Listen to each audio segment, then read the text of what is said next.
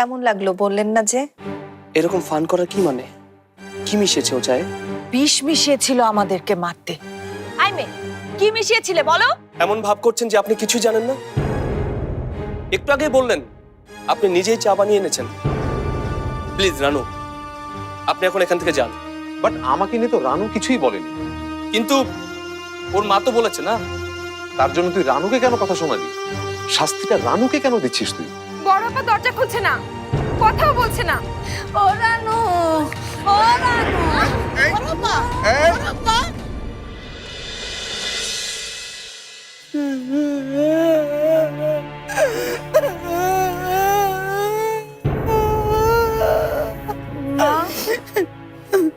মা, আম্মা গো, আম্মা।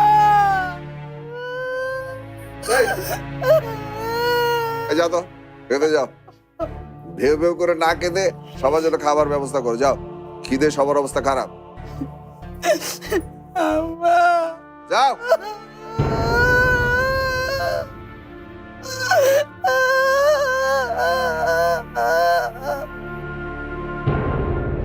ওই যে উপরে যিনি বসে আছেন না, সে কখনো কাউকে ক্ষমা করেন না। এখন পাক, নিজের কৃতকর্মের ফল পাক। কে বলেছিল? বাবা চুপ করবে তুমি? এখন এসব কথা বলার সময়? সেটাই তো, মায়ের দোষটা কি আমি কিন্তু দেখতে পাচ্ছি না। রাহাত ভাই কি এবারে জামাই বানাতে, তার মন পেতে মাকে এটুকু করতে পারে না? আমি হলে তাই করতাম। না না, তুই তো করতি, সেটা বোঝা যায়। তোর আর তোর মায়ের ঘিলু তো একই রকম। বাবা, বিজ্ঞানীরা ঘিলু ব্যাপারটা নিয়ে কি বলেছে জানো? ওই যে তোমরা চুপ করবে?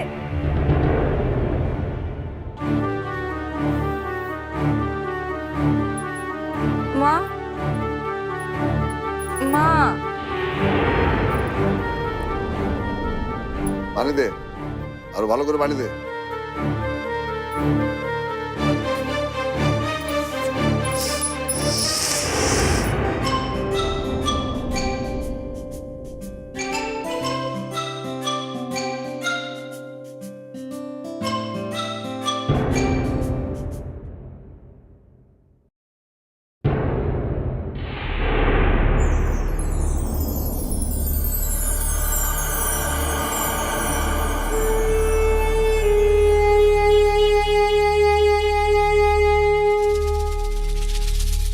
আর আর পানি দেওয়া যাবে না, ঠান্ডা লাগতে পারে।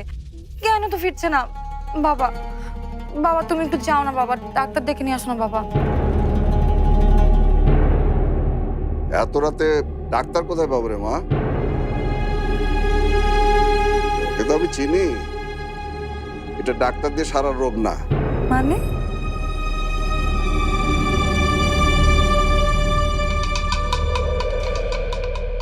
ডেকে নিয়ে আয়, পাশে বসা, দেখবি সব ঠিক হয়ে যাবে।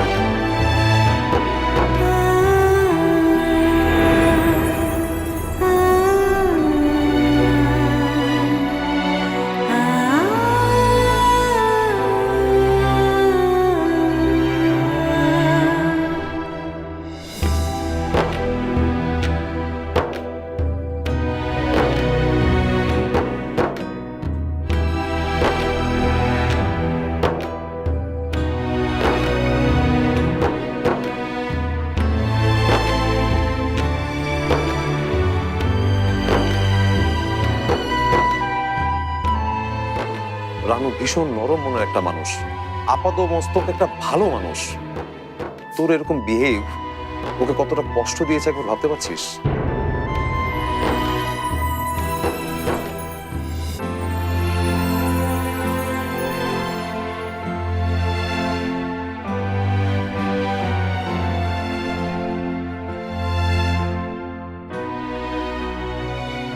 এমন ভাব করছেন যে আপনি কিছুই জানেন না। একটু আগে বললেন আপনি নিজেই চা বানিয়ে এনেছেন। প্লিজ রানু, আপনি এখন এখান থেকে যান।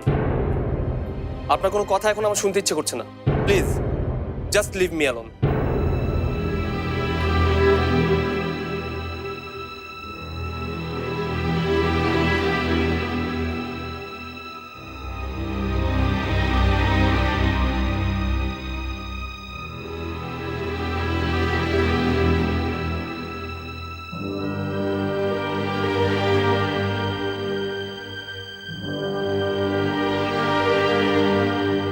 ভাইয়া, খাবার দিয়েছি, খেতে আয়। খিদে নেই। খিদে নেই মানে? সে কখন খেয়েছিস মনে আছে? আজ একটু মন ভরে গল্প করতে করতে খাওয়া যাবে। উফ, এ কটা দিন যে কি গেছে, বাইরের মানুষের সামনে কথা বলা যায় নাকি? একটা দম বন্ধ অবস্থা। তুই যা, খেয়ে নে। আজ তুই আমার ভাইয়ের মতো কাজ করেছিস। এই কটা দিন তোর বোনরা কম অপমান সহ্য করেছে, শুধু তোর মুখের দিকে তাকিয়ে মেনে নিয়েছিলাম। আপদ গেছে, এখন ওই পরিবার আর কোনোদিন এ বাড়িমুখ না হলেই হয়। তোকে অনেক অনেক থ্যাঙ্কস।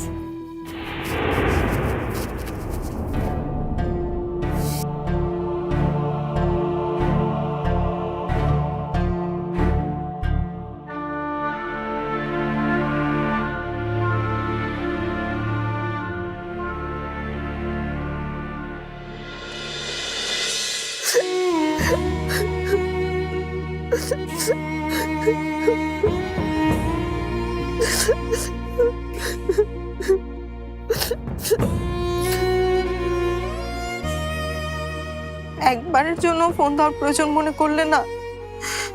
তুমি তুমি আমাকে যেভাবে কথাগুলো বললে না, আমার বাবা মা আমাকে কোনোদিন এইভাবে বলেনি। আমি কি তাহলে এতদিন ভুল ভেবে এসেছি?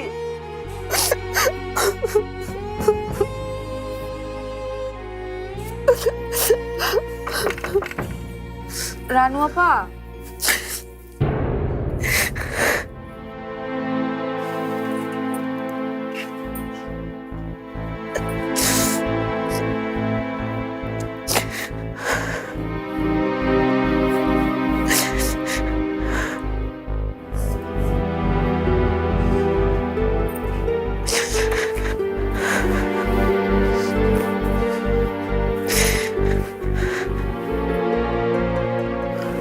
আপা ঘুমিয়েছিস?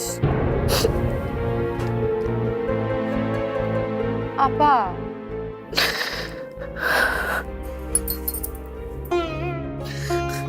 আমাকে কতদিন বলেছি দরজার সিটকিনিটা বদলে দিতে। দরজাটা যদি আপনা আপনি খুলে যায় তাহলে বন্ধ করে কোনো লাভ আছে?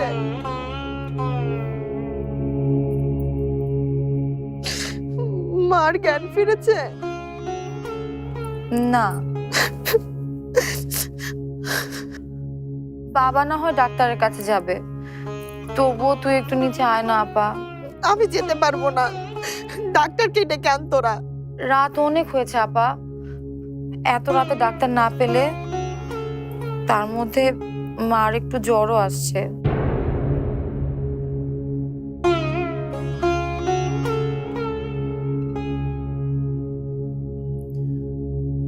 ঠিক আছে, না যেতে চাইলে দরকার নেই,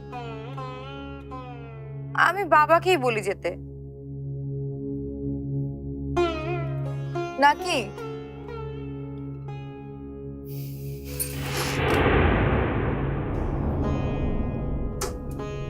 কিছু বলবি?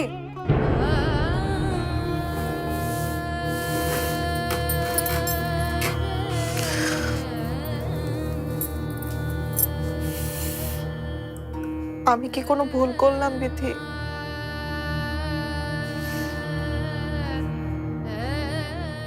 এখনো জানি না আপা। সময় কার জন্য কি রেখেছে তা কি আমরা আগে থেকে বুঝতে পারি?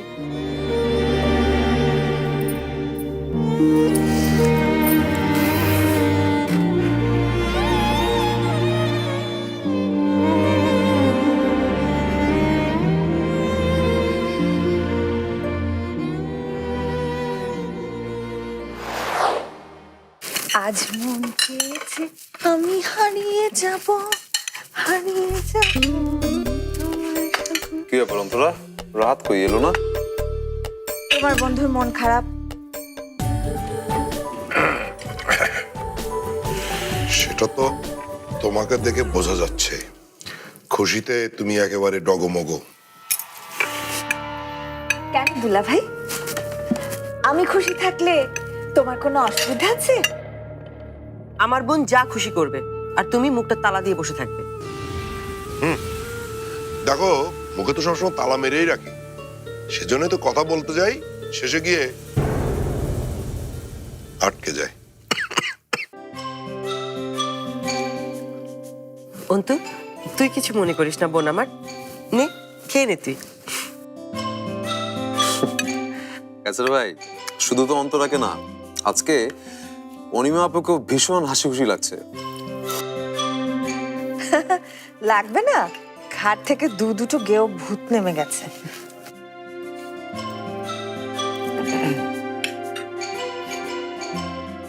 গেয়ভূত বলছো কেন অন্তরা? ওরা এই অঞ্চলের তুলনায় অনেক ইন্টেলিজেন্ট এবং আধুনিক। ওমা, তাই নাকি? অবশ্যই। আমি তো বলবো ঢাকাতেও ওদের মতো শার্প ট্যালেন্টেড মেয়ে পাওয়া খুব মুশকিল। রাহাতের ভূতটা এবার তোমার মাথায় চললো নাকি ফরহাদ? ভূত না আপি, পেতনি, ওই মেজো পেতনিটা। প্লিজ অন্তরা। তখন দেখলি না আপি, ফরহাদ চলে যাওয়ার সময় ওই গেও পেতনিটা কেমন নরম গলায় বলল, আপনি চলে যাবেন না প্লিজ। একেবারে যেন মনে হয় ফিল্মের দৃশ্য। আর ওর কথা মনে হতেই ফরহাদ ফিরে এসেছে বোধহয়, তাই না ফরহাদ? আচ্ছা, যদি আসি, তোমার কোনো আপত্তি আছে?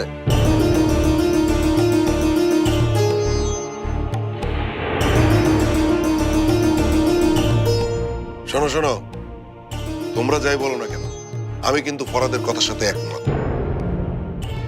মেয়ে তো কতই দেখা যায়, কিন্তু এমন মেয়ে তো খুবই কম দেখা যায়।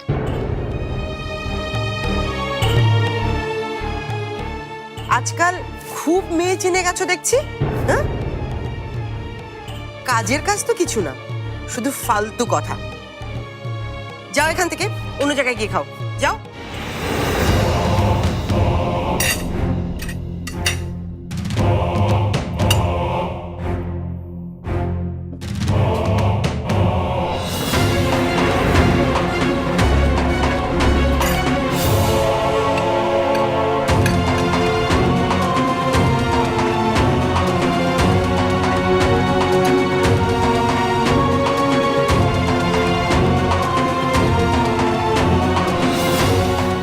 কি হলো?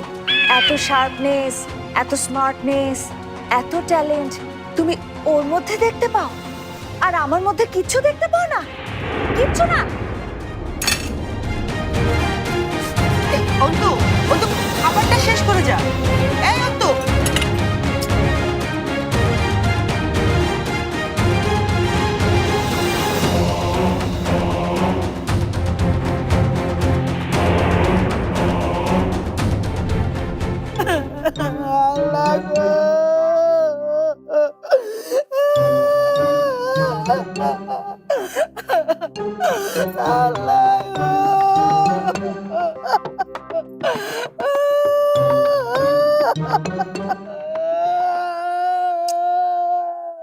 আচ্ছা, উনি কি মারা গেছেন নাকি?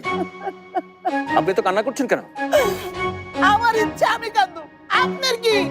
আপনি কি না? এইসব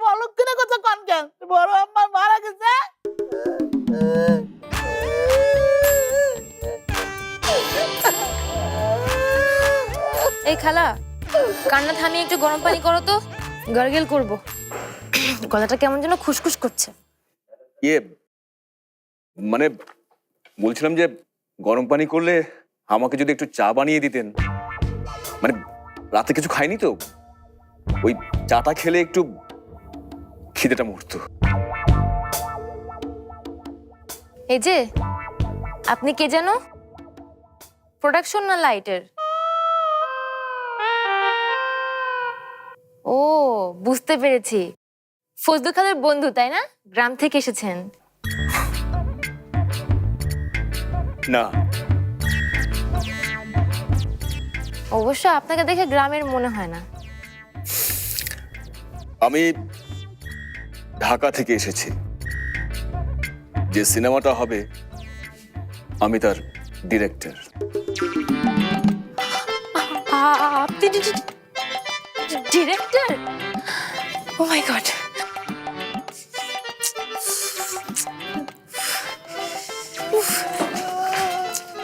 বাবা, ডিরেক্টর স্যার এসেছেন, তোমাকে আগে বলনি কেন? আমি কি ড্রেস পরে বের হয়ে আসছি, লিপস্টিকটা পর্যন্ত দিই নাই। স্যার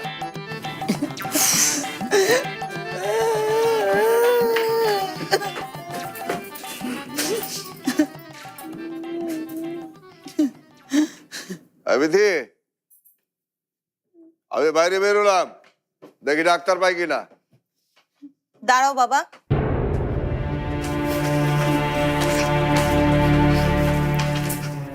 কি হয়েছে?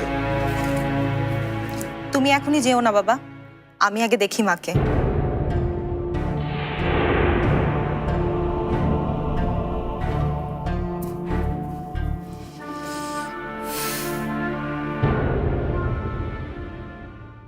তুমি আর কেঁদো না তো, তুমি নাক গলাও বা না গলাও, আমি আর ওই রাহাতকে চাই না, ওর সম্পর্কে কিছু ভাবতেও চাই না। ইতে কিতে কস ফাইতে চাস না? মানে কার ফাইতে চাস না? রাহাত রে। চাচা যান, আমি খবির, যে হামিদউদ্দিন সরকারের ছেলে, ওই যে যিনি 25 বছর আগে আপনাকে ময়মনসিং এর বাড়িটা থাকতে দিয়ে গেছে।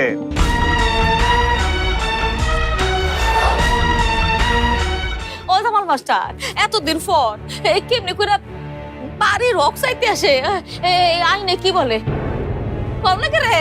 চুপ মেরে আসো রে। আমি ঠিক জানি না এই ব্যাপারে।